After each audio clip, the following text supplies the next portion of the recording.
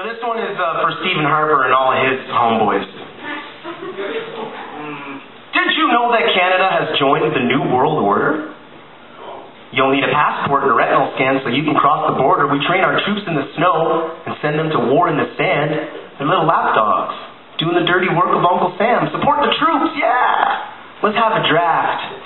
We'll make history with the military but ignore the lessons of the past. Fourth Reich foreign policy says, shoot first, think last.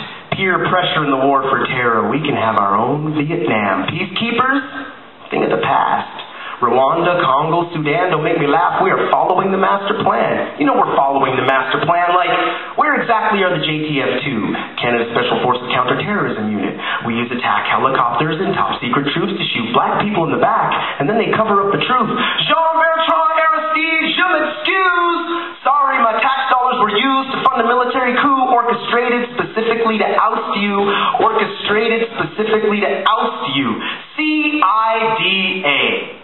Canada's intergovernmental underdevelopment and destruction of Africa, that's what I say. $12.4 billion operations on two-thirds of Africa's nations now. Look at the motherland after only 2 generations. There's infrastructural devastation, there's agricultural devastation, there's child soldiers, and an increase in AIDS.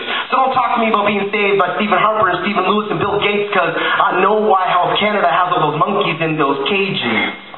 Eugenicists, scientists mix sheep fist virus with bovine leukemia and inject it into their veins. When the virus mutates, they extract it, synthesize it, mass produce it, and use it to inoculate those third world children that are living in a poverty state that the first world created in the first place, So why on earth is there so much hate against my beautiful race? I said, why on earth is there so much hate against my beautiful human race? It's because evil people are conceived in test tubes. They are raised in petri dishes in hermetically sealed rooms. They are cloned and mass-produced. They are used to enslave you and rule you and fool you, but having never spent 9 months in the womb, they are not connected to the heartbeat of humanity like me and like you. They run multi-billion-dollar corporations that profit from human exploitation and weapons of mass destruction, just like SNC-Lavalin does. Lockheed and Martin got paid to do the last Canadian census. When America crosses the border for drinking water, who on earth will protect us? I said, who on earth will protect us? Don't forget about the oil industry. They supply the military with the cheap gasoline so they can fly halfway across the globe to kill people that are poor for what they know, what they grow, the resources under their feet, and what they believe. We come from an Easter bunny, tooth fairy, Santa Claus country, and we're going to war against Muhammad, Allah, and their 1.25 billion friends and followers. You know, I don't like those odds. And I don't like this war. So don't do it in my name, please. I don't mean to cause no harm, but will somebody please shut off that doomsday clock snooze alarm? Did you know that right now NASA is using both beautiful Canada arms to build the Death Star?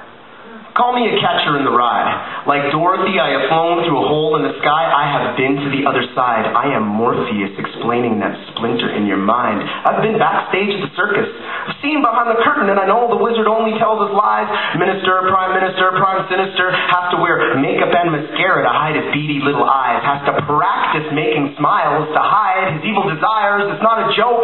I use the rituals of smoke to make tears to cleanse my third eye. Every day I read, write, meditate, pray, burn the chalice, and I seek the Most High. I plant my poetry seeds in the ground, and I watch those trees touch the fucking sky.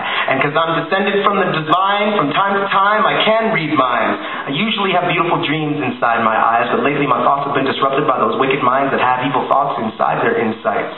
They sit around and fantasize about how to make money by selling us war. Then they build guns and planes and bombs and tanks.